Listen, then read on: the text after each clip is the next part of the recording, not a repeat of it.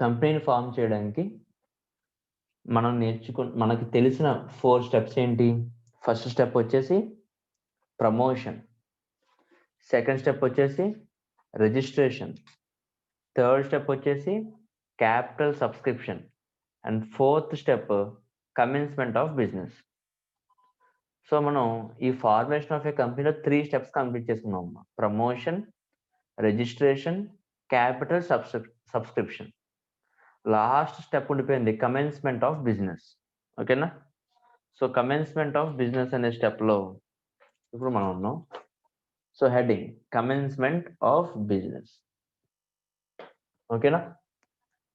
So commencement of business Tejaswi చదువుతుంది. First మొత్తం పేర్ అంతా నేర్చుకున్న తర్వాత నేను point to point each and everything నేను ఎక్స్ప్లెయిన్ చేస్తాను. ఓకేనా? చదవము. A public company has to file the following certificates to get the certificate of commencement. A declaration that a prospectus or statement in lieu of prospectus has been filed.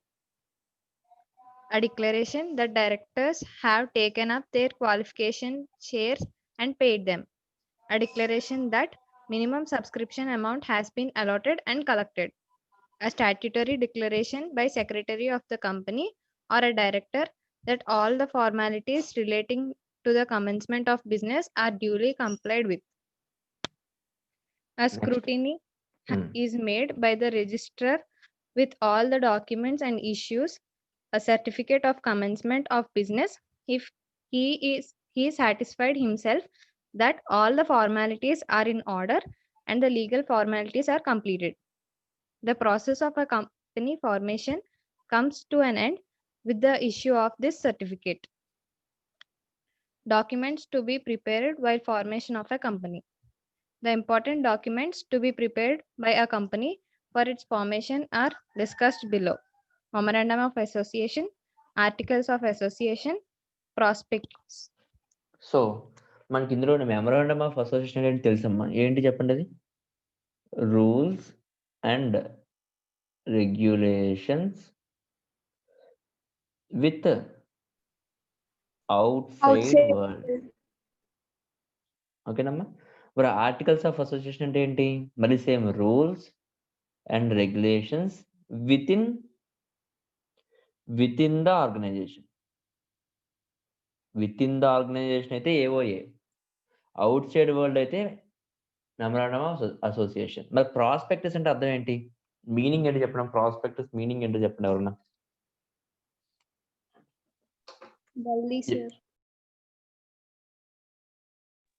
Prospectus meaning బెల్లియా? వెల్దీ కాదమ్మా. Prospectus అంటే ఎప్పుడు వినలేదా ఈ మాట? ఈ word ఎక్కడ వినలేదా?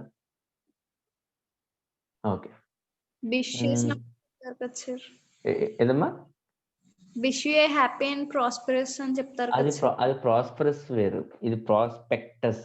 Clear word, separate. ప్రాస్పరస్ వేరు, ప్రాస్పెక్టస్ వేరు. సో ప్రాస్పెక్టస్ అంటే ఏంటంటే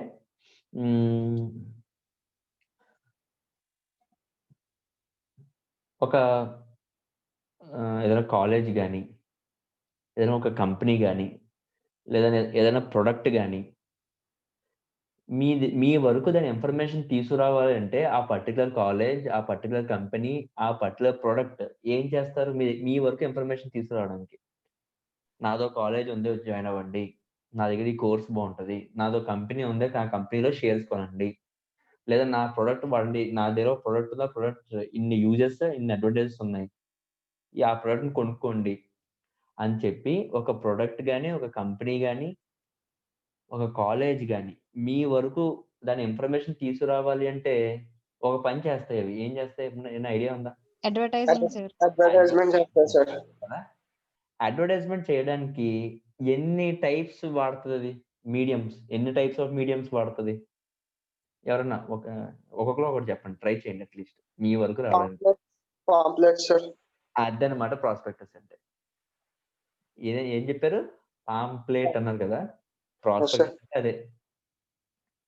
ప్రాస్పెక్టస్ అంటే ఏంటంటే అమ్మా, ఒక కంపెనీ గురించి, ఆ కంపెనీ ఫ్యూచర్ లో చేసే వర్క్ గురించి, ఆ కంపెనీ ఇష్యూ చేస్తున్న షేర్స్ గురించి, షేర్స్ ఇష్యూ చేయడం వల్ల ఫ్యూచర్ లో మనకిచ్చే ప్రాఫిట్స్ గురించి, ఏ టైప్ ఆఫ్ బిజినెస్ చేస్తుంది, అది లీగల్ ఫార్మ్ ఆఫ్ బిజినెస్సా కాదా, ఎంతమంది డైరెక్టర్స్ ఉన్నారు, ఓకేనమ్మా.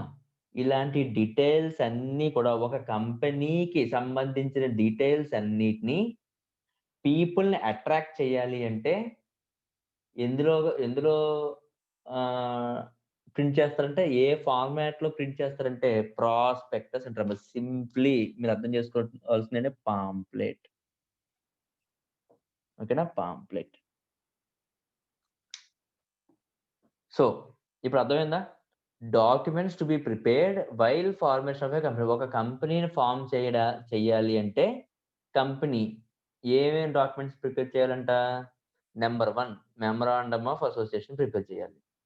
Number 2 articles of association prepare చేయాలి. నెంబర్ 3 ప్రాస్పెక్టస్ ని ప్రిపేర్ చేయాలి. ఈ మూడిటిని ప్రిపేర్ చేయాలి. ఓకేనా? So a public company has to file the following certificates to get the certificate of commencement. అమ్మా, ఒక కంపెనీ ఇప్పటి వరకు ఎన్ని స్టేజెస్ కంప్లీట్ చేసింది రిజిస్ట్రేషన్ లోని? 3 స్టేజెస్ కంప్లీట్ చేసింది. ఏంటి? ఫస్ట్ స్టేజ్ ఏంటి? ప్రమోషన్ ని కంప్లీట్ చేసింది. నెక్స్ట్ ఏం కంప్లీట్ చేసింది? రిజిస్ట్రేషన్ ని కంప్లీట్ చేసింది. నెక్స్ట్ ఏం కంప్లీట్ చేసింది? క్యాపిటల్ సబ్స్క్రిప్షన్ కూడా కంప్లీట్ చేసింది. ఇప్పుడు ఎక్కడికి వచ్చిందంటే కమెన్స్మెంట్ ఆఫ్ బిజినెస్ అనే సర్టిఫికెట్ తెచ్చుకునే స్టేజ్ లోకి వచ్చింది. ఈ కమెన్స్మెంట్ ఆఫ్ బిజినెస్ సర్టిఫికెట్ తెచ్చుకోవాలంటే ఎందుకమ్మా కమెన్స్మెంట్ ఆఫ్ బిజినెస్ ఎందుకు? ఒరే, నువ్వు అన్ని పనులు పైన చెప్పిన 3 స్టేజెస్ కంప్లీట్ చేస్తావు, ఓకే, చాలా బాగుంది. కానీ నువ్వు బిజినెస్ స్టార్ట్ చేయాలి అంటే, నువ్వు కంపెనీ ఎందుకైతే రిజిస్ట్రేషన్ చేయించుకున్నావో ఆ రిజిస్ట్రేషన్ చేయించుకోవడానికి గల కారణమైన బిజినెస్ నువ్వు స్టార్ట్ చేయాలి అంటే నీకు ఒక సర్టిఫికెట్ నువ్వు సంపాదించాలి. ఏంటా సర్టిఫికెట్ అంటే commencement of business, certificate of commencement of business అనే సర్టిఫికెట్ తెచ్చుకోవాలి. ఆ సర్టిఫికెట్ నీ చేతిలో పడాలి అంటే ఈ 4 డాక్యుమెంట్స్ ఉండాలి. ఏంటి 4 డాక్యుమెంట్స్ అంటే? Number 1 a declaration that a prospectus or statement in lieu of prospectus has been filed. ఏంటంట? నేను నా కంపెనీ తరపున ఒక పాంప్లెట్ ఇష్యూ చేశాను, ఆ పాంప్లెట్ లో నా కంపెనీ డీటెయిల్స్ అన్ని ఉన్నాయి అని చెప్పి ఏం ఇవ్వాలంట? డిక్లరేషన్ ఇవ్వాలంట. ఏముండాలమ్మా డిక్లరేషన్ లోని? కంపెనీ ఇష్యూడ్ ఏ ప్రాస్పెక్టస్ అనే డిక్లరేషన్ ఉండాలి. ఓకేనమ్మా? ఇన్ లిeu ఆఫ్ ప్రాస్పెక్టస్ కానీ లేదనుకో, ప్రాస్పెక్టస్ లాంటిది, ప్రాస్పెక్టస్ అని హెడ్డింగ్ పెట్టి నువ్వు కానీ ఏది ఇష్యూ చెయ్యకపోతే ప్రాస్పెక్టస్ తరపున అని దాని అర్థం. ప్రాస్పెక్టస్ కి బదులుగా వేరే లెటర్ అయినా సరే నువ్వు సెండ్ చేసావా, ఇష్యూ చేసావా పబ్లిక్ కి, prospectus or statement in lieu of prospectus అంటే ప్రాస్పెక్టస్ లాంటి, ప్రాస్పెక్టస్ కి బదులుగా, ప్రాస్పెక్టస్ ప్లేస్ లో వేరేది ఇచ్చావా లేదా? ఫస్ట్ డిక్లరేషన్ అది. ఏంటి? Declaration of prospectus or statement in lieu of prospectus. Next second ఏమడుగుతాడు? A declaration that directors have taken up their qualification shares and paid them. A declaration that directors have taken up their qualification shares and paid them. ఓకేనా? అవును, నేను మీకు classes చెప్పాలి అంటే నాకు ఒక qualification అనేది ఉండాలి. రోడ్డు మీద పోయేవాడిని పిలిచి మా సిఏ స్టూడెంట్స్ ఉన్నారండి, వాళ్ళకి క్లాసులు చెప్పేయాలండి, మీరు వచ్చి చెప్పేస్తారంటాడు, తీసుకుంటాం, మీరు వింటారా? ఎవరికైతే సర్టెన్ క్వాలిఫికేషన్స్ అయితే ఉంటాయో ఆ క్వాలిఫికేషన్స్ ఉన్న వాళ్ళు మాత్రమే మీరు క్లాసులు చెప్తే మీరు వింటారు. అట్ ద సేమ్ వే ఒక కంపెనీలో డైరెక్టర్గా ఉండాలంటే ఎవరిని పడితే అది తీసుకొచ్చి, ఓకేనా, డైరెక్టర్ కింద అపాయింట్ చేయలేం. డైరెక్టర్ కింద అపాయింట్ చేయాలి అంటే కొన్ని క్వాలిఫికేషన్ షేర్స్ ఉండాలి. అంటే ఎంత పర్సెంటేజ్ ఆఫ్ షేర్స్ ఆ పర్సన్కి ఉండాలి. ఆ పర్సెంటేజ్ ఆఫ్ షేర్స్ తీసుకుంటే ఆ person will be eligible for being a director. So నువ్వు ఎవరినైతే డైరెక్టర్ కింద అపాయింట్ చేసావో ఆ అపాయింట్ చేసిన డైరెక్టర్ క్వాలిఫికేషన్ షేర్స్ తీసుకున్నాడా, అండ్ తీసుకుంటే సరిపోదు, తీసుకున్న షేర్స్ కి మనీ పే చేసాడా, పే చేయలేదా, అదొక డిక్లరేషన్. అమ్మా ప్రతిసారి డిక్లరేషన్ అంటున్నాడు. డిక్లరేషన్ అంటే అర్థం ఏంటి, మీనింగ్ ఏంటి? డిక్లరేషన్ అంటే మీనింగ్ ఏంటి? డిక్లరేషన్ అంటే యాక్సెప్టింగ్ అవర్ సెల్వ్స్. నేను చేయాల్సిన పని నేను చేశాను అని చెప్పి ఒక పేపర్ మీద రాసి సంతకం పెడితే దాన్ని డిక్లరేషన్ అంటారు. ఓకేనా? ఫర్ ఎగ్జాంపుల్ తేజస్వి ఉంది. ఫీజు కట్టమ్మా అని చెప్పాను. ఫీజు కట్టమ్మని చెప్పినప్పుడు తను నాకు డబ్బులు కట్టింది. ఓకేనా? తను ఉట్టి చేతులతో ఇంటికెళ్ళిపోద్దా ఫీజు కట్టేసి? ఏం తీసుకోవాలి నా దగ్గర నుంచి? రిసీట్. ఫీజు రిసీట్ తీసుకోవాలి. దాన్ని అంటారు నేను ఇచ్చిన డిక్లరేషన్. తేజస్వి అనే అమ్మాయి ఫీజు కట్టింది అని చెప్పి నేను ఏమి ఇచ్చాను తేజస్వికి? డిక్లరేషన్ ఇచ్చాను. In the same way qualification shares తీసుకోమన్నాను. ఆ డైరెక్టర్ తీసుకోలేదా, నేను సమ్ ఎక్స్ అనే పర్సన్‌ని 10,000 క్వాలిఫికేషన్ షేర్స్ తీసుకున్నాను అని చెప్పి తను సైన్ చేసి ఇవ్వాలి. దాన్ని ఏమంటారు? డిక్లరేషన్ అంటారు. అలా కంపెనీ ఏమో ప్రాస్పెక్టస్ ఇష్యూ చేశాను అని చెప్పి డిక్లరేషన్ ఇవ్వాలి. డైరెక్టర్స్ ఏమో వాళ్ళ యొక్క క్వాలిఫికేషన్ షేర్స్ తీసుకున్నారు, ఆ షేర్స్ కావాల్సిన అమౌంట్ పే చేశారు అని చెప్పి డిక్లరేషన్ ఇవ్వాలి. నెక్స్ట్ అమ్మ థర్డ్ డిక్లరేషన్, థర్డ్ సర్టిఫికేట్ ఏంటంట? A declaration that minimum subscription amount has been allotted and collected. అమ్మ ఎక్కడమ్మా ఈ మినిమం సబ్స్క్రిప్షన్ విన్నామా ఎక్కడని? క్యాపిటల్ సబ్స్క్రిప్షన్ లో సార్. ఎంతమ్మా, ఎంతది? 90% వచ్చింది, అలాట్ చేసాము అండ్ ఆ డబ్బులు కలెక్ట్ చేసామని కూడా ఏం ఇవ్వాలమ్మా? డిక్లరేషన్ ఇవ్వాలి. A declaration that minimum subscription amount has been allotted and collected. Fourth declaration, a statutory declaration by the secretary of the company. Secretary of the company అంటే ఎవరు? ఏం చదవాలి చెప్పండి అమ్మా? కామర్స్ లో హైయెస్ట్ డిగ్రీస్ ఏంటి? CA, CMA, CS. Company secretary.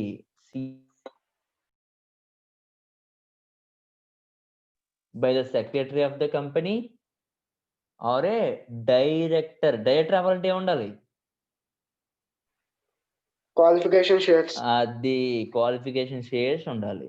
ఓకేనా? So ఎవరు ఇవ్వాలంటే స్టాట్యూటరీ డిక్లరేషన్ అయితే కంపెనీ సెక్రటరీ ఇవ్వాలంట, లేదా డైరెక్టర్ ఇవ్వాలంట. ఏమని? That all the formalities relating to the commencement of business are duly complied with. నేను బిజినెస్ స్టార్ట్ చేయడానికి ఏమేమి రూల్స్ అయితే ఫాలో అవ్వాలో రూల్స్ అన్ని ఫాలో అయ్యాను, ఏమేమి లీగల్ ఫార్మాలిటీస్ ఫాలో అవ్వాలో లీగల్ ఫార్మాలిటీస్ అన్ని ఫాలో అయ్యాను. ఓకేనా అని చెప్పి కంపెనీ సెక్రటరీ కానీ డైరెక్టర్ కానీ డిక్లరేషన్ ఇవ్వాలి. సో టోటల్ గా certificate of commencement of business అనే ఒక సర్టిఫికేట్ మన చేతిలో పడాలంటే, ఐ మీన్ ఒక బిజినెస్ ఒక కంపెనీ తన యొక్క బిజినెస్ స్టార్ట్ చేయాలి అంటే 4 డిక్లరేషన్ ఫైల్ చేయాలి. ఎవరి దగ్గర ఫైల్ చేయాలమ్మా? ఇక్కడ ఫస్ట్ పాయింట్ ఏమన్నాడు? A company has to file the following certificates to get the certificate of company. ఎక్కడ ఫైల్ చేయాలి అవి? ఎక్కడ file? ROC sir. ROC, register of companies దగ్గర ఫైల్ చేయాలి. ఇది ఇక్కడ ROC దగ్గర ఫైల్ చేయాలి. మనకి ఎక్కడ తెలిసింది? కింద పారాలో చూడు, a scrutiny is made by the registrar. Registrar అంటే ఎవడు? మనం ఏం రిజిస్టర్ చేస్తున్నాం? కంపెనీని రిజిస్టర్ చేస్తున్నాం. కంపెనీని రిజిస్టర్ చేస్తున్నాం అంటే ఏ రిజిస్ట్రార్ ఉంటాడు? Register of companies, ROC. ఓకేనా? సో ఈ కమెన్స్మెంట్ ఆఫ్ బిజినెస్ అన్ని కంపెనీస్ తెచ్చుకోవాలా, లేదా ఓన్లీ పబ్లిక్ కంపెనీ తెచ్చుకోవాలా? Only public companies. Only public company మాత్రమే certificate of commencement of business తెచ్చుకోవాలి. ఆ certificate of commencement of business రావాలి అంటే ఈ కంపెనీ రిజిస్టర్ ఆఫ్ కంపెనీస్ దగ్గర 4 సర్టిఫికెట్లని ఫైల్ చేయాలి, 4 డిక్లరేషన్లు ఫైల్ చేయాలి. ఫస్ట్ డిక్లరేషన్ ఏంటి? ప్రాస్పెక్టస్ ఆర్ ప్రాస్పెక్టస్ ప్లేస్ లో statement in lieu of prospectus ని ఇష్యూ చేశాము. అది నెంబర్ 1. నెంబర్ 2, డైరెక్టర్స్ ఎవరైతే ఉన్నారో ఆ డైరెక్టర్స్ క్వాలిఫికేషన్ షేర్స్ తీసుకున్నారు, పేమెంట్ కూడా చేశారు. నెంబర్ 3, మినిమం సబ్స్క్రిప్షన్ అమౌంట్ ఏదైతే ఉందో దాన్ని మేము అలాట్ చేసాము షేర్ హోల్డర్స్ కి, వాళ్ళ దగ్గర నుంచి డబ్బులు కూడా కలెక్ట్ చేసాము. నెంబర్ 4, పైన చెప్పిన లీగల్ ఫార్మాలిటీస్ అన్నీ కూడా ఎలాంటి తప్పులు లేకుండా, అంటే డ్యూలీ అనడం లాస్ట్ లో ఎలాంటి తప్పులు లేకుండా ఫాలో అయ్యాము అని చెప్పి ఎవరి వాళ్ళ డిక్లరేషన్, కంపెనీ సెక్రటరీ కానీ డైరెక్టర్ కానీ.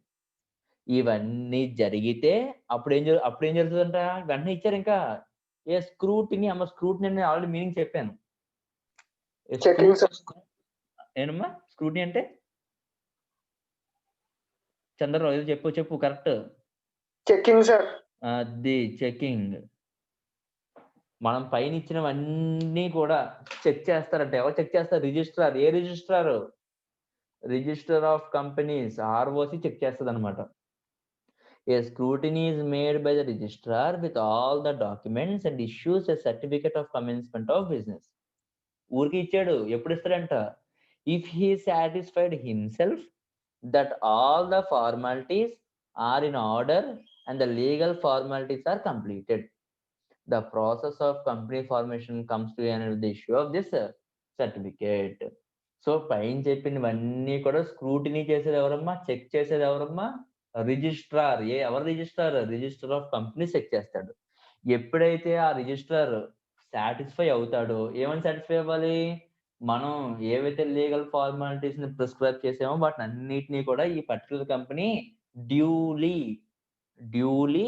కంప్లై అయిందో. సో డ్యూలీ కంప్లై అయింది కాబట్టి నేను ఏం చేస్తాను? సర్టిఫికెట్ ని ఇస్తాను అని చెప్పి అప్పుడు సర్టిఫికెట్ వస్తుంది అనమాట. ఏ సర్టిఫికెట్ వస్తుంది? Commencement of business, certificate of commencement of business అనే సర్టిఫికెట్ వస్తుంది. ఓకేనా? Any doubts? సో తేజస్వి చెప్పమ్మా, ఒక కంపెనీని ఇన్కార్పొరేట్ చేయాలి అంటే, స్టార్ట్ చేయాలంటే ఎన్ని స్టెప్స్ ఉంటాయి? 4 steps, sir. చెప్పమ్మా. Promotion, registration, capital subscription, commencement of business. So 4 complete చేసాం. ఈ 4 ఎవరికైనా డౌట్స్ ఉంటే చెప్పండి, నేను మళ్ళీ చెప్తాను. ప్రమోషన్లో కానీ,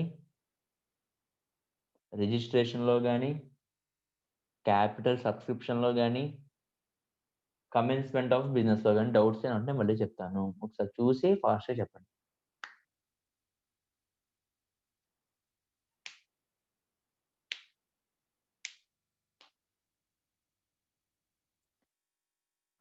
సో వెళ్ళిపోవచ్చా నెక్స్ట్ టాపిక్కి?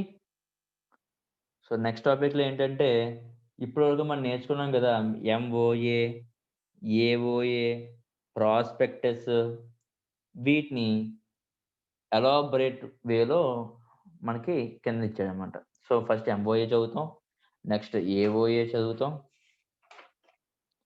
నెక్స్ట్ ప్రాస్పెక్టస్ చదువుతాం. ప్రాస్పెక్టస్ ఎక్కడ ఉంది? ఇది కూడా ప్రాస్పెక్టస్. అంతే, చదివితే చాప్టర్ అయిపోయినట్టే. ఓకేనా? So memorandum of association, MOA అంటే ఏంటనేది మనకు బ్రీఫ్గా తెలుసు. ఇప్పుడు ఎలాబరేట్ వేలో చదువుతాం. ఓకేనా? చంద్రరావు చదువు.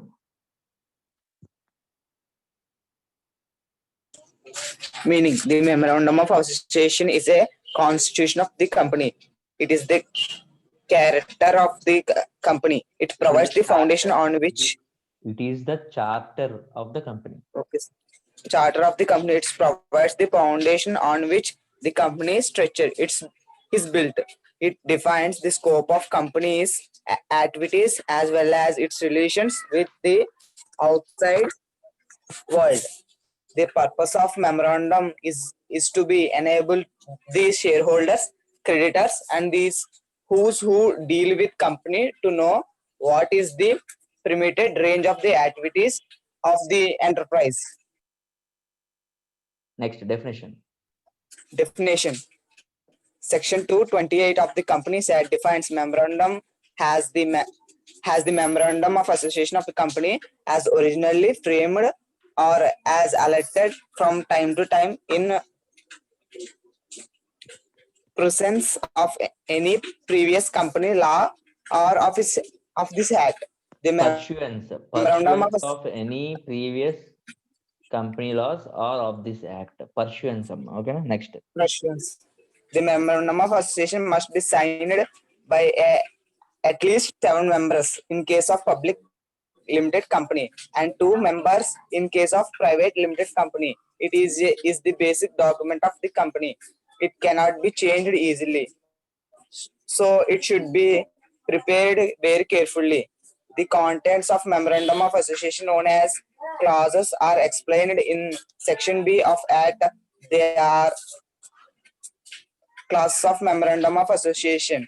Name clause. A company being అంతే a అంతే separate name legal clause entity. Name clause అంతే నేమ్ క్లాజ్ తర్వాత నెక్స్ట్ క్లాజ్ ఏంటి చదువు Registered office or situation class, objectives class, liability class, capital class, association class.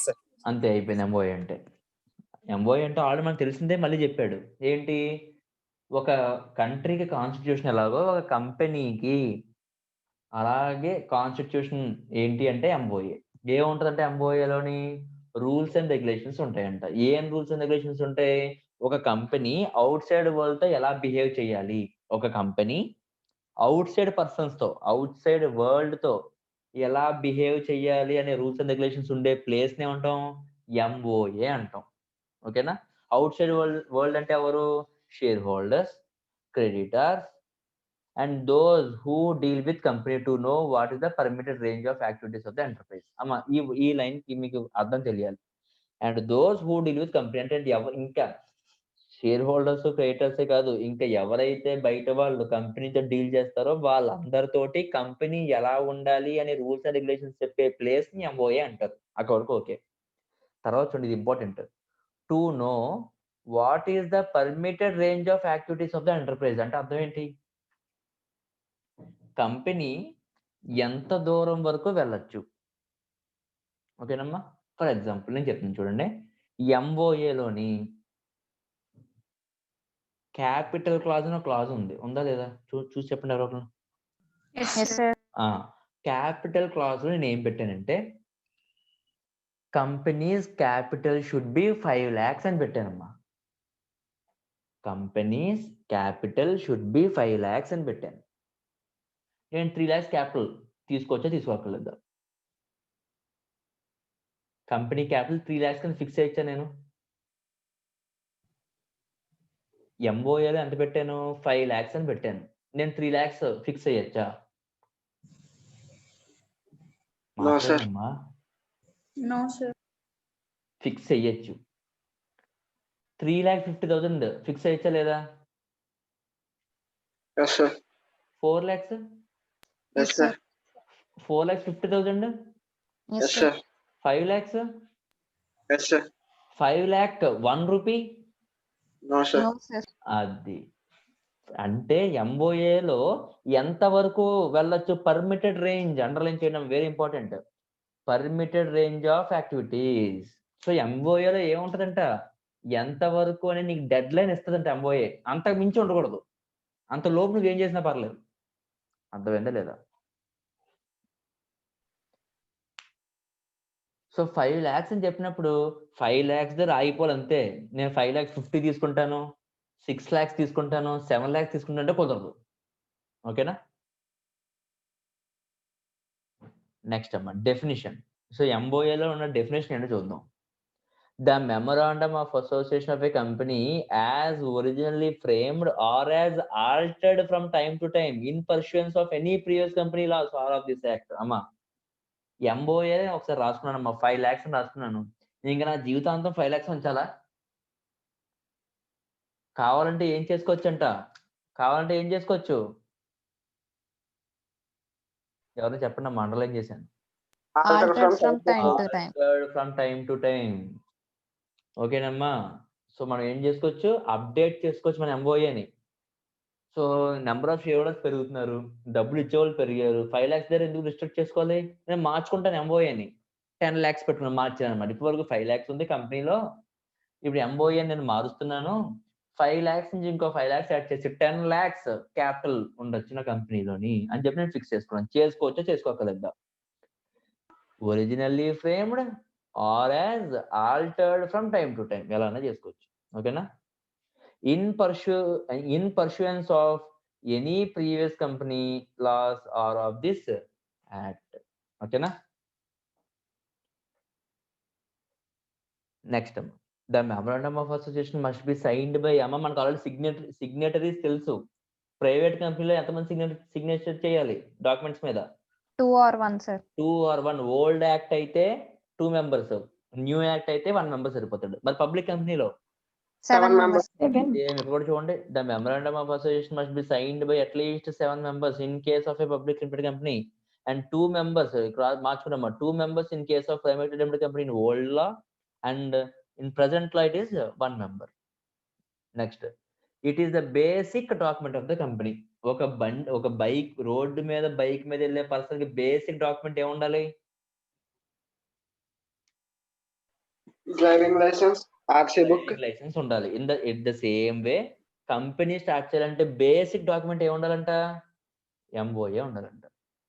It cannot be changed easily. అమ్మ అసలు it cannot be changed అంటున్నాడా, it cannot be changed easily అంటున్నాడా? Easily అంటున్నాడు, sir. అంత ఈజీగా మనం మార్చలేం, కానీ మార్చగలం. ఓకేనా? అంత ఈజీగా కెనాట్ బి చేంజ్డ్ ఈజీలీ అన్నాడు, అంతేగాని అసలు మార్చలేమని చెప్పట్లేదు. So MOA can be altered అని అందుకే పైన నేర్చుకున్నాం already. Next, so it should be prepared very carefully.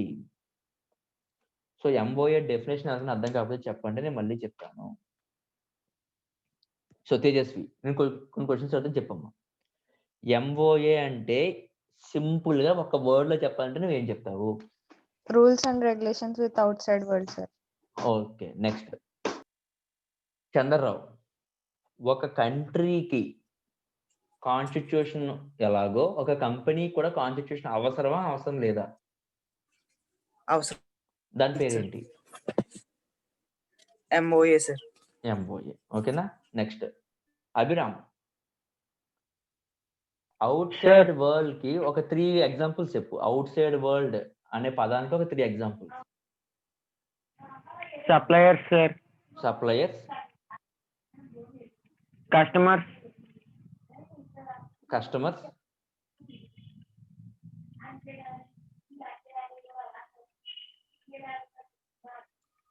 Creators. మనకి ఎవరైనా లోన్స్ ఇచ్చినా, ఓకేనా, మనం ఎవరికైనా డబ్బులు ఇవ్వాల్సి వచ్చినా వాళ్ళు అవుట్ సైడర్సే కదా. Next, Gayatri, Yes, sir. ఎంఓఏని ఒరిజినల్ గా ఎలా అయితే ఫ్రేమ్ చేసామో అలాగే ఉంచేయాలి, అదే ఫాలో అవ్వాలా. మనకి ఏదైనా యాక్ట్ చేంజ్ అవుతుంటే ఆ చేంజ్ అయిన యాక్ట్ బట్టి మనం కూడా ఆల్టర్ చేసుకోవచ్చా? ఆల్టర్ చేసుకోవచ్చు, సార్. చాలా ఈజీగా అయిపోద్దా పని? No, sir. కొంచెం కష్టం. చేసుకోవచ్చు కానీ కష్టం, అంతేనా? Yes, sir. Okay. Next, Lakshmipriya ఉందమ్మా? లక్ష్మీప్రియ ఉందా? లేదు. Charisma, yes, sir. సిగ్నేటరీస్ ఎవరు ఉండాలమ్మా? సార్, సిగ్నేటరీస్ ఎవరు ఉండాలి? తెలియదు. గాయత్రి చెప్పు. కార్తీక్ చెప్తాడు. గాయత్రి చెప్పు. డైరెక్టర్స్ కానీ సెక్రటరీస్. నేను అడిగింది అది కాదు. సిగ్నేటరీస్ అంటే ఏంటంటే ఒక ఎంఓఏని ఇది అథెంటిక్ డాక్యుమెంట్ అని చెప్పడానికి ఎంతమంది సంతకాలు పెట్టాలి? కార్తీక్ చెప్తావా? చెప్పు. పబ్లిక్ కంపెనీకి అయితే 7 members సైన్ పెట్టాలి, సార్. ఓకే. ఓల్డ్ యాక్ట్ అయితే ప్రైవేట్ కంపెనీలో ఓల్డ్ యాక్ట్ ప్రకారం 2 members సైన్ పెట్టాలి, సార్. న్యూ యాక్ట్ ప్రకారం 1 member సైన్ పెట్టాలి, సార్. అంతే, అయిపోయింది. సింపుల్. ఓకేనా? సో ఎంఓఏలోని రూల్స్ అండ్ రెగ్యులేషన్స్ అన్ని పాయింట్స్ అనరమ్మా. Point number 1, point number 2, point number 3 అనకూడదు. ఎంఓఏలో పాయింట్స్ అన్నిటిని ఏమని పిలుస్తారంట? క్లాజెస్ అని పిలుస్తారంట. క్లాజ్ 1 అంటే నేమ్ క్లాజ్, క్లాజ్ 2 అంటే సిచ్యువేషన్ క్లాజ్, క్లాజ్ 3 అంటే object clause, clause 4 liability clause, clause 5 capital clause, clause 6 association clause. అర్థమైందా లేదా? అవన్నీ ఏంటో వాటి యొక్క మీనింగ్ చూద్దాం. ముందు క్లాజ్ అంటే అర్థం ఏంటి? క్లాజ్ అంటే మీనింగ్ ఏంటమ్మా? Contents of the memorandum of association. Points of memorandum of association. ఓకేనా? సో ఫస్ట్ పాయింట్ చంద్రరావు చదువు. Name class. A company being a separate legal entity must have a name. A company may be may select any name which does not resemble the name of any other company. It should not contain the words like king, queen, and the name of government bodies. The purposed name should be not objectionable under provisions of Amendments and Names Act 1915. The word limited Emblems and Names Act 1950. Next.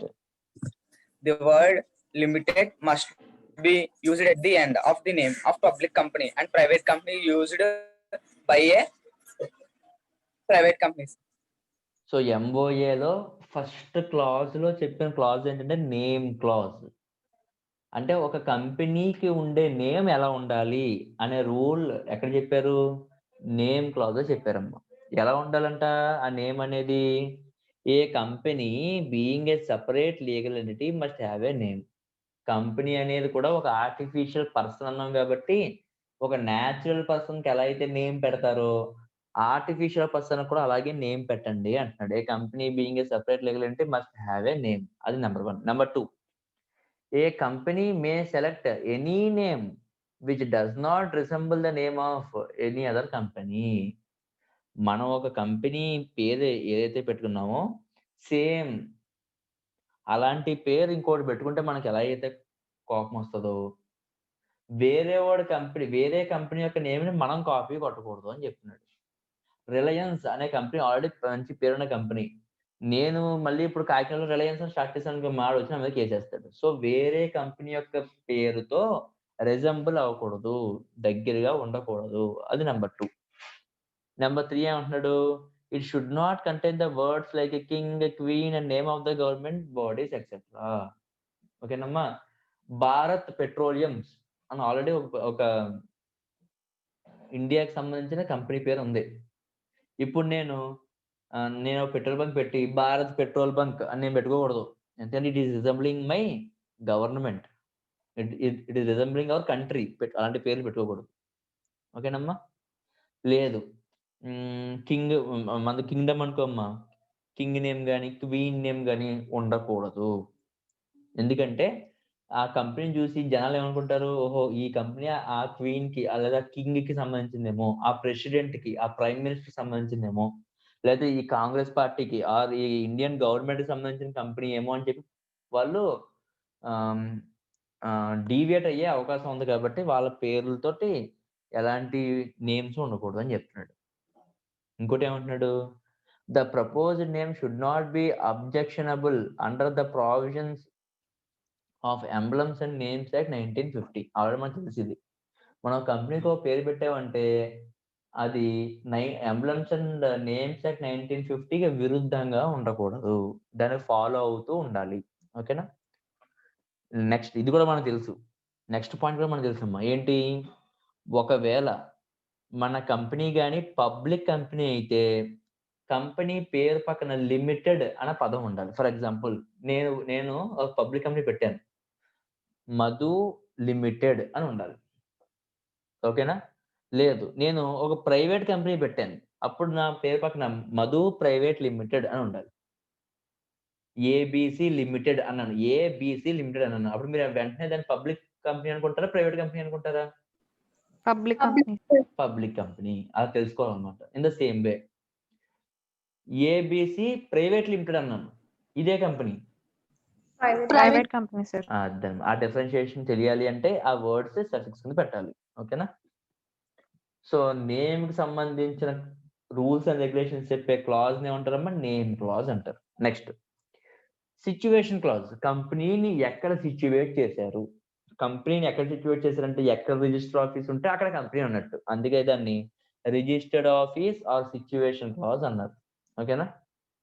So ఇదే explain చేస్తుందో చూద్దాం. This clause states the place and address of the registered office of the company. This clause states the place and address of the registered office of the company. Next number. This helps to have correspondence with the company. Correspondence with the company అంటే అర్థం ఏంటమ్మా? The word correspondence అంటే meaning ఏంటి? Touch లో ఉండడం. కంపెనీతో touch లో ఉండాలి అంటే నాకేమైనా క్వరీ ఉంటే ఆ క్వరీని నేను సాల్వ్ చేసుకోవాలంటే నేను ఎక్కడికి వెళ్తాను? కంపెనీ యొక్క రిజిస్టర్డ్ ఆఫీస్ దగ్గరికి వెళ్ళమని చెప్తున్నారు అనమాట. If the place is not decide at the time of incorporation, మనకు తెలుసా తెలీదా? It can be intimated to the register within how many days అమ్మా? 30 days, sir. 30 days from the date of incorporation or commencement of business whichever is earlier. మనం నేర్చుకున్నాం already ఈ point ని. ఓకేనా? So ఎంఓఏని prepare చేసే టైంలో మీకు తెలిస్తే ఆ పేరు రాయండి. ఎంఓఏ ప్రిపేర్ చేసే టైంలో కానీ మీకు ఆ పేరు తెలియకపోతే కమెన్స్మెంట్ ఆర్ ఇన్కార్పొరేషన్ డేట్ ఏదైతే ఉందో అక్కడి నుంచి 30 days లోపు మీరు సిచ్యువేషన్ క్లాజ్ లో ఆ అడ్రస్ అనేది రాయాలి. ఇది సిచ్యువేషన్ క్లాజ్. నేమ్ క్లాజ్ అయింది, సిచ్యువేషన్ క్లాజ్. నేమ్ క్లాజ్ అంటే నేమ్ గురించి ఉండే rules and regulations. Situation clause అంటే కంపెనీ యొక్క రిజిస్టర్డ్ ఆఫీస్ యొక్క ప్లేస్ గురించి మనం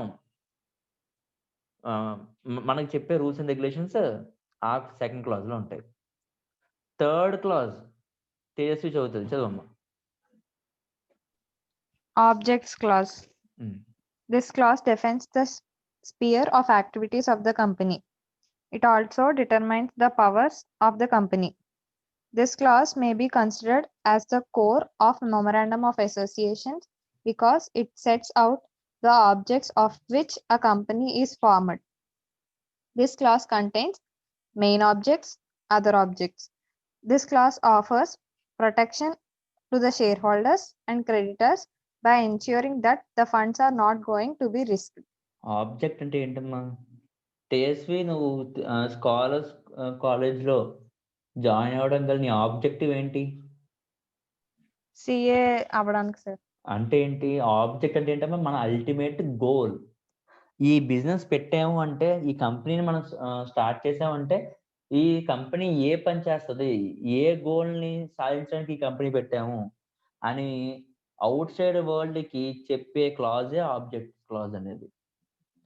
this clause defines the sphere of activities of the company. ఒక కంపెనీ ఎన్ని పనులు అయితే చేస్తుందో ఆ పనులన్నిటిని డిస్కస్ చేసే క్లాజే object clause. It also determines the powers of the company. కంపెనీకి ఏమేం పవర్స్ ఉన్నాయి, ఆ పవర్స్ తో ఆ కంపెనీ ఏమేం వండర్స్ ని క్రియేట్ చేయగలుగుతుంది, ఆర్ ఏమేం డ్యామేజెస్ క్రియేట్ చేయొచ్చు మనకి. ఈ డీటెయిల్స్ అన్ని ఆబ్జెక్ట్ క్లాజ్ లో ఉంటాయి. This clause may be consider the core of memorandum of association because it sets out the objects for which a company is formed. Object clause అనేది అంట మొత్తం మెమరాండమ్ ఆఫ్ అసోసియేషన్ ఉన్న clause అన్నిటికన్నా important clause అండి. Core అంటే అర్థం ఏంటమ్మా? Important. ఓకేనమ్మా? నార్మల్ కోర్ అంటే ఏంటి? ఒక స్పియర్ లో మిడిల్ పాయింట్ ని కోర్ అంటాము. కోర్ అంటే ఏంటంటే ఇంపార్టెంట్ పాయింట్, ఇంపార్టెంట్ ప్లేస్ అని.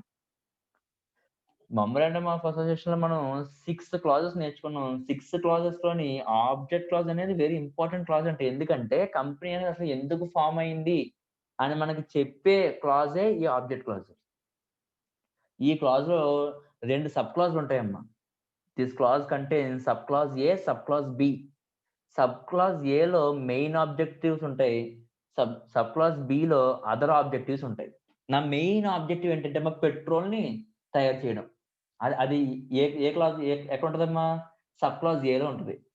అమ్మ, నేను క్రూడ్ ఆయిల్ తయారు చేస్తుంటే ఓన్లీ పెట్రోల్ వస్తుందా? పెట్రోల్ తో పాటు ఏమొస్తాయి? డీజిల్, కిరోసిన్, అదర్ ఆయిల్స్ అన్ని కూడా వస్తాయి, అవునా కదా? సో నా మెయిన్ ఆబ్జెక్టివ్ పెట్రోల్ కాబట్టి ఓన్లీ పెట్రోల్ అమ్ముకొని కిరోసిన్ ని, డీజిల్ ని ఇట్లని పారేసుకుంటాను ఆ కాలంలోని. అవి కూడా అమ్ముతాను కదా, అది కూడా నా ఆబ్జెక్టివ్ కదా. కానీ అది మెయిన్ ఆబ్జెక్టివ్ కదా. అది ఏ ఆబ్జెక్టివ్? అది అదర్ ఆబ్జెక్టివ్. అది అదర్ ఆబ్జెక్టివ్ రాస్తాను. మెయిన్ ఆబ్జెక్టివ్ లో sale of petrol or manufacture of petrol. B లో అదర్ ఆబ్జెక్టివ్స్ ఏం రాస్తానమ్మా?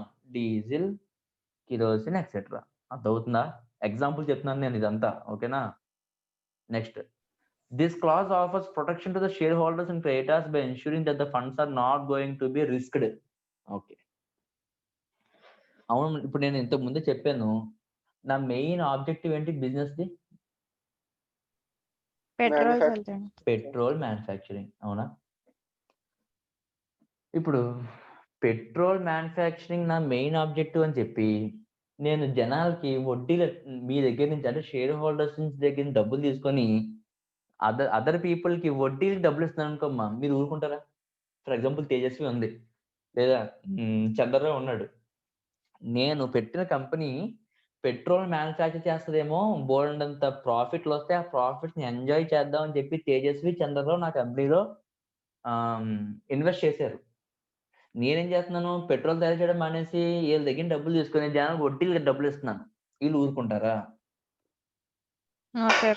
ఊరుకోరు కదా. ఏమంటారు, మా డబ్బులు మాకు ఇచ్చేయండి అంటారు. లేదా ఎప్పుడైతే వడ్డీకి తిప్పుతున్నాడు వీడు, అసలు బిజినెస్ మానేసి అట్లా అని చెప్పి వీళ్ళు ఏం చేయొచ్చు, రిస్కీ పొజిషన్ లో ఉన్నామని చెప్పి వాళ్ళ డబ్బులు వాళ్ళు వెనక్కి తీసేసుకోవచ్చు. అవునా కదా? This clause offers protection to the shareholders and creditors by ensuring that the funds are not going to be risked. అర్థమైందా లేదా? Any doubts? ఇప్పుడు వరకు చెప్పిన 3 క్లాజెస్ లో డౌట్స్ ఉంటే చెప్తే నేను మళ్ళీ వాటిని ఎక్స్ప్లెయిన్ చేసి ముందుకెళ్తానమ్మా. సో చంద్రరావు ఇప్పటివరకు నేర్చుకున్న క్లాజెస్ ఏంటి? Name clause, registered office, objective class, situation clause, second one name clause, situation clause, third one objective class, objects clause. ఈ మూడిట్లో డౌట్స్ ఏమైనా ఉన్నాయా చంద్రరావు? నీకేం డౌట్స్ ఉన్నాయా? అర్థమైందా? అర్థమైంది సార్. ఓకే, నెక్స్ట్ 4, 5, 6 ఇవేం చెప్తున్నాయో చూద్దాం. Liability clause, capital clause, association clause. ఓకేనా? చరిష్మా చదువుతావా లయబిలిటీ క్లాజ్?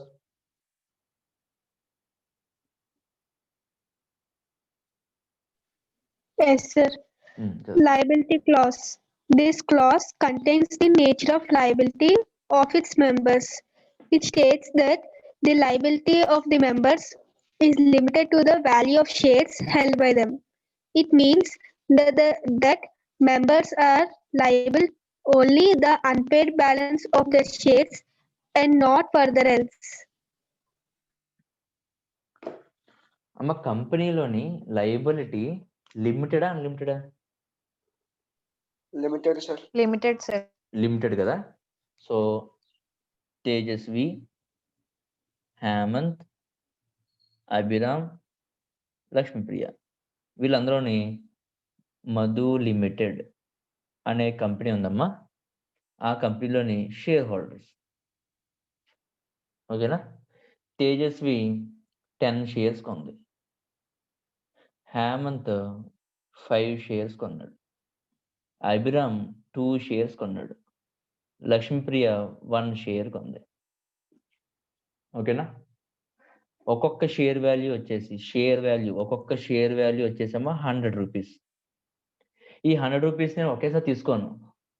ఎలా తీసుకుంటానంటే 4 ఇన్స్టాల్మెంట్స్ తీసుకుంటాను. ఫస్ట్ ఇన్స్టాల్మెంట్ పేరు ఏంటంటే షేర్ అప్లికేషన్, సెకండ్ ఇన్స్టాల్మెంట్ పేరు ఏంటమ్మా షేర్ అలాట్మెంట్, థర్డ్ ఇన్స్టాల్మెంట్ పేరు ఏంటంటమ్మా ఫస్ట్ కాల్, ఫోర్త్ ఇన్స్టాల్మెంట్ పేరు ఏంటమ్మా సెకండ్ అండ్ ఫైనల్ కాల్. అర్థమైందా? ఒక్కొక్క షేర్ వాల్యూ, షేర్ ఒకటి ఎంత? 100 రూపీస్. 100 రూపీస్. 100 రూపీస్ ని ఒకేసారి తీసుకోవట్లేదు నేను. ఎలా తీసుకుంటున్నాను? 4 ఇన్స్టాల్మెంట్స్ అమ్మా. First installment share application. మీరు అప్లికేషన్, నాకు షేర్ కావాలని మీరు అప్లికేషన్ పెట్టుకుంటారు కదా, అప్లికేషన్ పెట్టుకున్నప్పుడు ₹1 తీసుకుంటారు. షేర్ అలాట్మెంట్ అంటే మీరు అప్లికేషన్ పెట్టుకొని మీరు నాకు నచ్చితే నేను మీకు షేర్ అలాట్ చేస్తాను, షేర్ అలాట్మెంట్. ఆ తర్వాత కాల్స్ అనమాట. First call, second call, third call అంటే థర్డ్ కాల్, ఫోర్త్ కాల్ అంటే ఫోర్త్ కాల్, లాస్ట్ లో ఫైనల్ కాల్. నేను ఓన్లీ సెకండ్ కాల్, అదే final call, second and final call. ఓకేనా?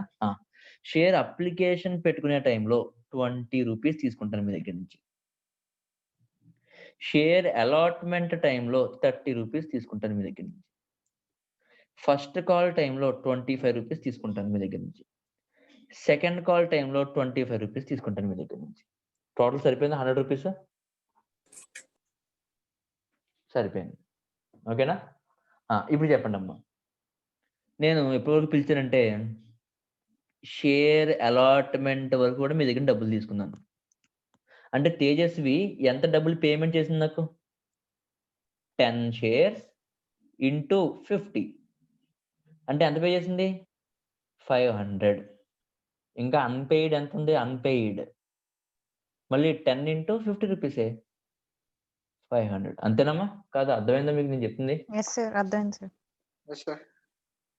నెక్స్ట్ హేమంత్ కూడా ఉన్నాడు 5 షేర్స్ వాడు ఇప్పుడు ఎంత పే చేశాడు 50 రూపీస్ అంతే ఎంత 250 ఇంకా ఎంత పే చేయాలి అన్పెయిడ్ ఎంత పే చేయాలి 750, sir. అదే 5 ఇంటూ 50 రూపీస్ ఎంత 250. నెక్స్ట్ ఏంటి ఎవరు Abhiram 2 shares into 50 rupees 100 rupees pay చేశాడు. ఇంకా అన్పెయిడ్ ఎంత ఉంది 100 సార్. 100. అదే 2 ఇంటూ ఇంకా సగం 50 ఎంత మది 100. లక్ష్మీప్రియ మాత్రం నాకు ₹1 కూడా కట్టలేదు. అంటే నేను షేర్ అప్లికేషన్ టైంలో ఒక అప్లికేషన్ కాబట్టి డబ్బులు కట్టాలి కాబట్టి ఓ పని చేద్దాం 1 షేర్ ఇంటూ 20 రూపీస్ 20 కట్టింది ఓకేనమ్మా. ఇంకా ఎంత ఉంది 1 షేర్ ఇంటూ ఎంతమ్మా 80 రూపీ 80 టోటల్ 80 రూపీస్ కట్టలేదు. ఇప్పుడు చూడండి తేజస్వి దగ్గర నుంచి నేను మ్యాక్సిమం ఎంత అడగచ్చు డబ్బులు 500 సార్. అంతే అంతకుమించి ₹1 కూడా ఎక్కువ అడగలేను నేను ఎందుకంటే కంపెనీ ఏంటో లిమిటెడ్ అన్లిమిటెడా Limited, sir. Limited sir. Limited కాబట్టి లిమిటెడ్ టు ఎంత లిమిటెడ్ టు హర్ షేర్ ఎంత షేర్ కొంది 10 షేర్స్ కొంది ఇంటూ 100 రూపీస్ అంటే ఎంత 1000 ఆల్రెడీ ఎంత కట్టేసింది 500. 500 ఇంకెంత కట్టాలి 500 500. మాత్రమే. ఆ 500 అడగలను అంత మించి ఎక్కువ అడగలేను ఓకేనా. హేమంత్ గారు ఉన్నాడు ఆడిని కంపెనీ కానీ మూసేస్తుంటే ఎంత డబ్బులు అడగలను నేను 250. 250 అంతే సార్. అంతకు మించి ₹1 కూడా అడగలేను. అభిరామ్ గారిని ఎంత అడగలను 100 సార్. కానీ లక్ష్మీప్రియాని ఎంత అడగచ్చు నేను తను కట్టింది 100 లో ఎంత కట్టింది ఓన్లీ 20 రూపీసే కట్టింది నేను ఇంకా ఎంత అడగచ్చు 80 సార్. 80. షేర్ అలాట్మెంట్ కట్టలేదు కదా అమ్మాయి ఇంతకు ముందు ఆ షేర్ అలాట్మెంట్ అడగచ్చు first call and second call money కూడా అడగచ్చు. ఇప్పుడు అర్థమైందమ్మా లిమిటెడ్ అంటే అర్థం ఏంటో ఈ లైబిలిటీ నువ్వు ఎవరెవరు ఎంత ఇవ్వాలి అనే లైబిలిటీ గురించి చెప్పేదే ఈ లైబిలిటీ క్లాస్ అర్థమైందా. ఇప్పుడు చూద్దాం this clause contains the nature of liability of its members. First call దగ్గర డబ్బులు ఇవ్వాలా సెకండ్ కాల్ దగ్గర డబ్బులు ఇవ్వాలా అలాట్మెంట్ టైంలో డబ్బులు ఇవ్వాలా ఎంత దాని నేచర్ ఏంటి నువ్వు నాకు ఇంకా ఇవ్వాల్సిన యొక్క నేచర్ ఎంత మెంబర్స్ కి లైబిలిటీ సంబంధించి దాని యొక్క నేచర్ ముందే చెప్పేది liability class. It states that the liability of the members is limited to the value of shares held by them. Underline limited to the value of shares held by them. ఇప్పుడు చెప్పండి limited to the shares held by Tejaswi ఎంత 1000 sir. 1000 అందులో ఎంత pay చేసింది 500 500 ఇంకెంత అడగలదు 500 500 మాత్రం అడగలదు company ఓకేనమ్మా. Limited to the value of shares held by Hemant ఎంత 5 into 100 ఎంతమ్మా 500 సార్. అర్థమవుతుందా నేను చెప్తుంది. Next it means that the members are liable to pay only the unpaid balance of their shares and not further else. ₹1 కూడా ఎక్కువగా కట్టాల్సిన అవసరం లేదు. ఎంతైతే అన్పెయిడ్ బ్యాలెన్స్ ఉందో అన్పెయిడ్ బ్యాలెన్స్ కడితే చాలు. అర్థమైంది నా డౌట్ ఉందా తేజస్వి అర్థమైందమ్మా. Yes sir. గాయత్రి నీకు డౌట్ ఏముందా అర్థమైంది sir. Next clause capital clause Charishma చదువు. Capital clause. క్యాపిటల్ క్లాజ్ గురించి నేను ఆల్రెడీ ఎక్స్ప్లెయిన్ చేశాను. జస్ట్ ఒకసారి చదవండి ఏమైనా కొత్త పాయింట్ ఉంటే చెప్తాను ఓకేనా చదవమ్మా. This clause contains the capital structure, total capital of the company, the division of company into equity The shares, division of preference shares, capital into equity shares, preference shares, and number of shares in each category and their value, should be given. It also mentioned that any type of shareholders have some special rights and privileges. మన కంపెనీలోని share capital ఎంత decide చేసిన starting లో గుర్తుందా? Example చెప్పినప్పుడు 5 lakhs 5 lakhs, sir. 5 lakhs. ఆ 5 lakhs నేని company ఎలా తీసుకుంటుందంటే 2 lakhs ఏమో ఈక్విటీ. అమ్మ మీకు ఇంకా షేర్ క్యాపిటల్ అంటే తెలియదు, జస్ట్ క్యాపిటల్ పేర్లు ఈ పేర్లు చెప్పుకోండి. నేను వాటి మీనింగ్స్ నెక్స్ట్ చాప్టర్ లో చెప్తాను. ప్రజెంట్ 5 lakhs లో 2 lakhs ఈక్విటీ షేర్ క్యాపిటల్. అమ్మ మీకు ఈ షేర్ క్యాపిటల్ పేర్లు తెలియవు, మళ్ళీ చెప్తున్నాను. నేను ఎక్స్ప్లెయిన్ చేస్తాను నెక్స్ట్ చాప్టర్ లో. ముందైతే ఈ పదాలకు అలవాటు పడండి. క్యాపిటల్ ఎన్ని రకాలు అంటే 5 lakhs లో 2 lakhs ఏమో ఈక్విటీ షేర్ క్యాపిటల్, ఇంకో 1 lakh ఏమో ప్రిఫరెన్స్ షేర్ క్యాపిటల్, ఇంకో 1 lakh ఏమో లోన్స్ తీసుకొచ్చాను బయట నుంచి. ఓకేనమ్మా? ఇలాగ నేను డిఫరెంట్ క్యాపిటల్స్ ని తీసుకొస్తున్నాను. మా క్యాపిటల్ స్ట్రక్చర్ అనేది ఈ క్యాపిటల్ క్లాజ్ లో ఉంటుంది. అందుకే ఏం వర్డ్ యూస్ చేశాడు? క్యాపిటల్ స్ట్రక్చర్ ఎలాంటిది, ఏముంటాయంటే ఈక్విటీ షేర్స్ ఉండొచ్చంట, ప్రిఫరెన్స్ షేర్స్ ఉండొచ్చంట. ఇవన్నీ కూడా క్యాపిటల్ స్ట్రక్చర్ ఏంటి, ఏ టైప్ ఆఫ్ క్యాపిటల్స్ తీసుకొస్తున్నాడు అండ్ అంతేకాదు. And the number of shares in each category.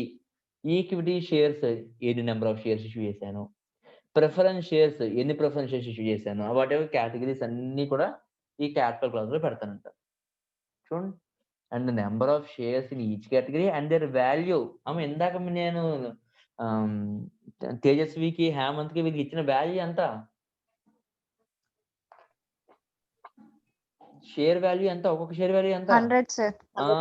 దాని యొక్క వాల్యూ కూడా ఈ క్యాపిటల్ క్లాజ్ లో దొరుకుతుందంట. It is also mentioned that any type of shareholders have some special rights and privileges. For example, వీళ్ళందరిలోకి Hemant గడు మా చుట్టాల అబ్బాయి.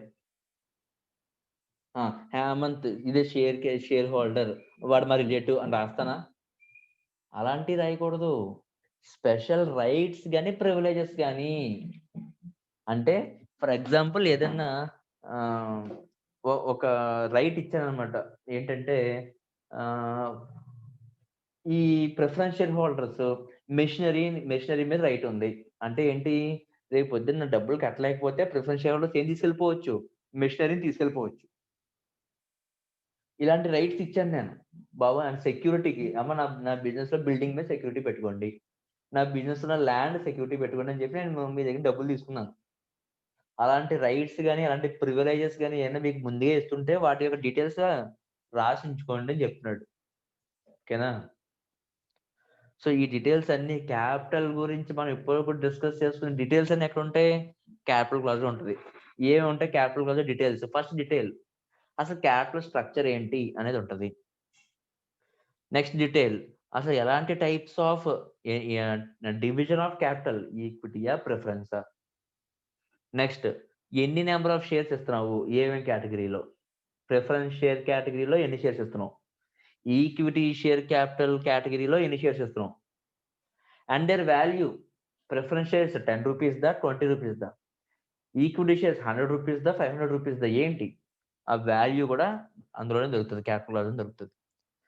ఇంకా షేర్ హోల్డర్స్ కానీ స్పెషల్ ప్రివిలేజెస్ కానీ స్పెషల్ రైట్స్ కానీ ఏమైనా ఇస్తుంటే ఆ రైట్స్ అండ్ ప్రివిలేజెస్ గురించి ఆ క్యాపిటల్ క్లాజ్ లోనే రాస్తాం. అన్ని అందులో ఉంటాయి. ఓకేనా? మనం సెపరేట్ గా ఏమి చేయగలుగుతాము. అన్నీ కూడా ఆల్రెడీ మనకి మోడల్ ఎంఓఎస్ ఉంటాయి. ఆ మోడల్ ఎంఓఏ అని తీసి మన డీటెయిల్స్ అందులో ఎక్కించడమే. మనం ఏం ప్రిపేర్ చేయట్లేదు ఎంఓఏ అంటే. Next last clause, association clause. చదువు తేజస్వి.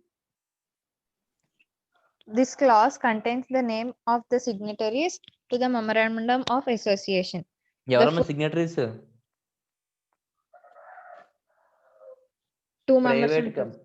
ప్రైవేట్ కంపెనీలో 2 or 1, పబ్లిక్ కంపెనీలో 7 members.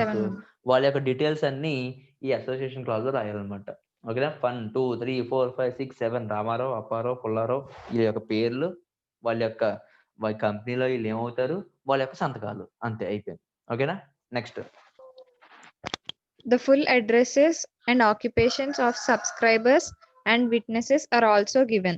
విట్నెస్లు ఇవి ఆ టైంలో ఈ ఎంఓఏ ప్రిపేర్ చేస్తున్నప్పుడు అండ్ ఈ డైరెక్టర్స్ వీటన్నిటికి సంబంధించి విట్నెస్ ఏ అడ్వకేటో లేకపోతే మళ్ళీ చార్టెడ్ అకౌంటెంటో ఏం చేయాలి, విట్నెస్ సైన్ కూడా పెట్టాలంట. Next The subscribers declare that they agree to incorporate the company and agree to take the shares stated against their name. ఓకేనమ్మా, ఎవరైతే సబ్స్క్రైబ్ చేసుకుంటున్నారో షేర్స్ ని కొంటాము అని ఎవరైతే ముందుకు వచ్చారో వాళ్ళ యొక్క పేరు, వాళ్ళ యొక్క సంతకం, వాళ్ళు ఎన్ని షేర్లు తీసుకుంటున్నారు, ఈ డీటెయిల్స్ అన్నీ కూడా ఈ అసోసియేషన్ క్లాజ్ లో ఉంటుంది. ఓకేనా? అంటే కంపెనీతో ఎవరైతే అసోసియేట్ అవుతున్నారో ఆ అసోసియేట్ అయ్యే వాళ్ళ పేర్లు, డీటెయిల్స్, అడ్రస్లు అన్నీ కూడా అసోసియేషన్ క్లాజ్ లో ఉండాలి. సో టోటల్ గా ఎంఓఏలో ఉండే క్లాజెస్ ఎన్ని తేజస్వి? 6 sir. చంద్రరావు, వాటి పేర్లు ఏంటి? Name class, situation class, object class, liability class, capital class, association class. Charishma, name clause అంటే ఏముంటది అందులోని? కంపెనీ నేమ్ ఏం పెట్టాలి సార్, అది ఉంటుంది సార్.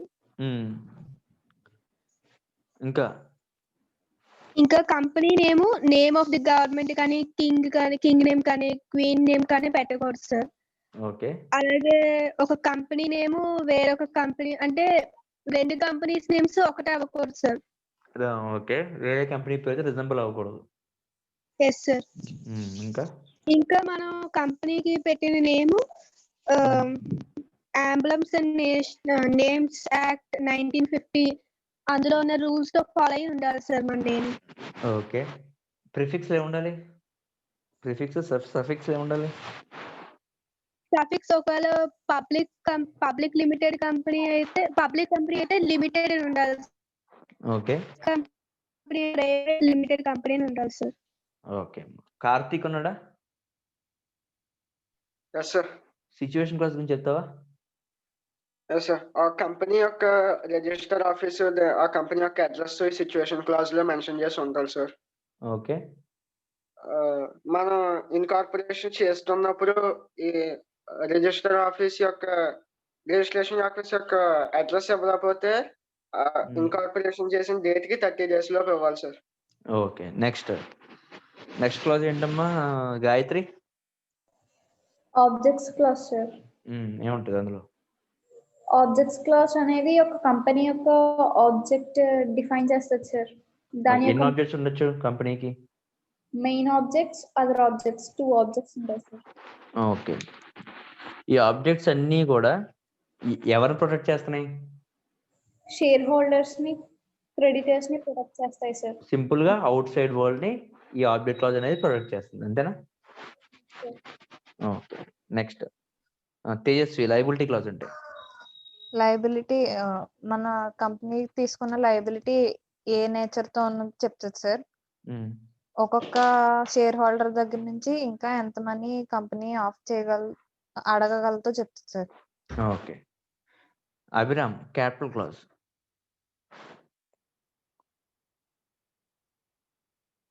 అభిరామ్.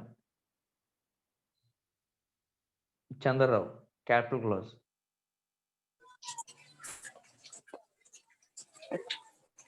క్యాపిటల్ పెడతాం సార్. క్యాపిటల్ పెట్టడం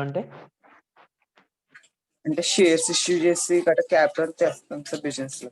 నువ్వు చూస్తున్నావు, స్క్రీన్ చూస్తున్నావు నువ్వు, నేను ఒక వర్డ్ అండర్లైన్ చేశాను అక్కడ. Equity shares, preference shares, capital structure sir. అది కంపెనీ యొక్క క్యాపిటల్ స్ట్రక్చర్ ని ఎక్స్ప్లెయిన్ చేసేది క్యాపిటల్ క్లాజ్. ఆ క్యాపిటల్ స్ట్రక్చర్ లో ఏముండొచ్చు? ఈక్విటీ షేర్స్, ప్రిఫరెన్స్ షేర్స్ ఉండొచ్చు.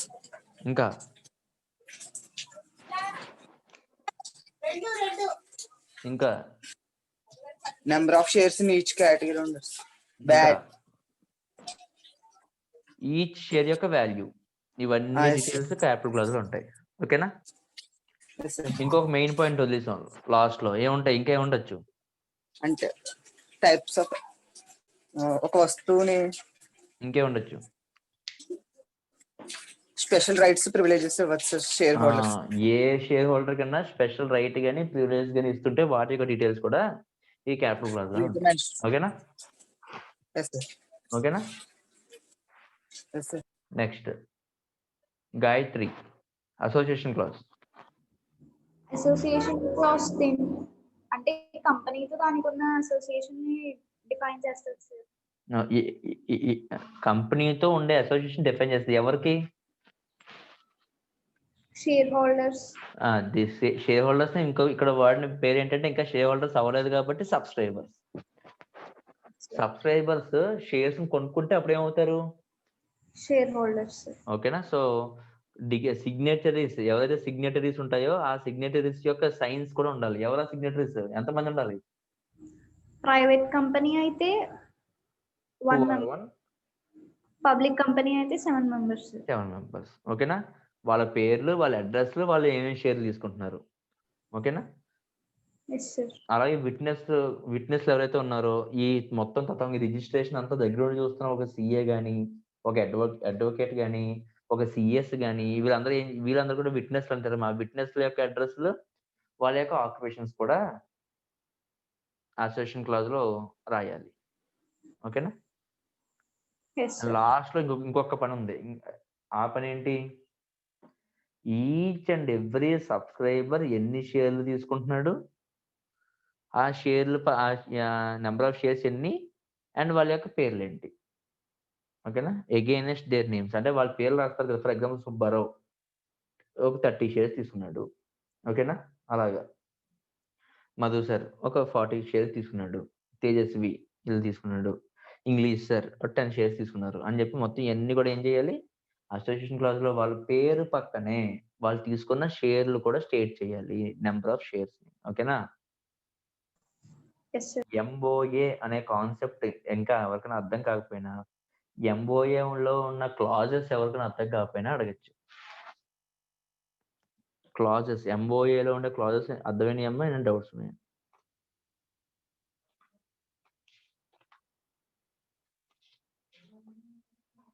ఏమ్మా ఎంఓఏ ఏమైనా డౌట్ ఉందా?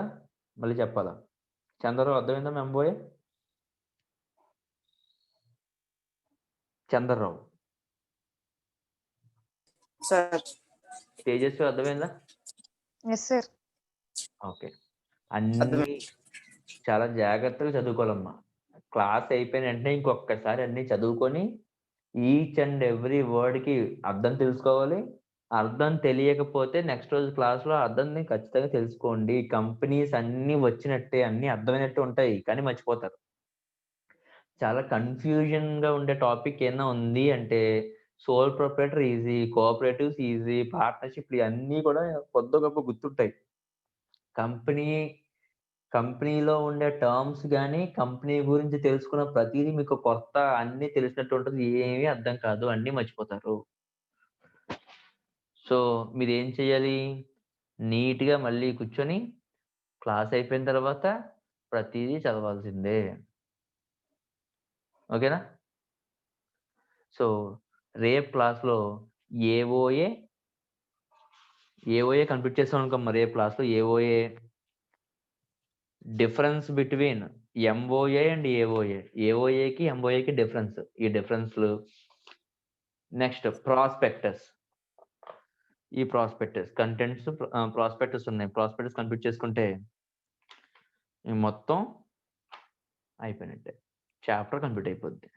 ఓకేనా? సో రేపు కంప్లీట్ చేద్దామా మిగతా అంతా? రేపు మార్నింగ్ నార్మల్ టైం 10 కి మీట్ అవుదాం.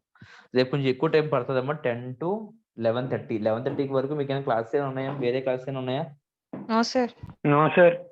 సో రేపు క్లాస్ మాత్రం 1.5 hour ఉంటుందమ్మా, 10 to 11:30. ఎందుకంటే కంప్లీట్ చేసేయాలి. నేను దీనికి మళ్ళీ మీకు నోట్స్ కూడా ఇవ్వాలి. రేపే లాస్ట్ రోజు కదా వీక్ కి. సో రేపు చాప్టర్ కంప్లీట్ చేస్తాను. ఈ చాప్టర్ మీద నోట్స్ కూడా రేపేస్తాను, కానీ కొంచెం ఒక ½ an hour ఎక్కువ తీసుకుంటాను, 45 minutes ఎక్కువ తీసుకుంటాను. కంప్లీట్ చేసి నోట్స్ కూడా ఇచ్చేస్తాను. ఓకేనా? ఎప్పుడైతే అప్పుడు వదులుతాను. Thank you. Thank you, sir.